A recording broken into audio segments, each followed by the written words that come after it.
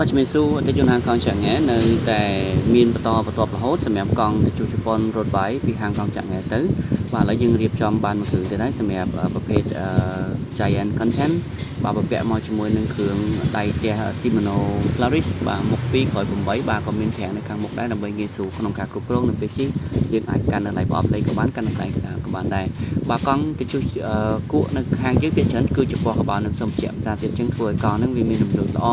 ហើយក៏ស្រាលស្រួលដែរបាទកង់នេះនៅលក្ខខណ្ឌស្អាតបាទមាន logo ពណ៌ Giant លំដាប់ពណ៌ក្រហមនិងខ្មៅបាទទូខ្លួនពណ៌ស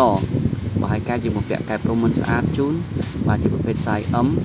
បាទហើយប្រពាក់ជាមួយនឹងជង្គង់ FFA បាទដែលយើងក្រោយគឺ Shimano Claris បាទខ្នងគឺខ្នងរបស់គាត់តែម្ដង Giant បាទនៅលក្ខខណ្ឌស្អាតច្រើនហើយជិះទៅស្រួលមែនទែនសម្រាប់កង់ប៉ុន្តែយើងក៏បានរៀបចំនៅឆែកបច្ចេកទេសរួចរាល់អស់ហើយដែរបាទអរគុណជំរាបលា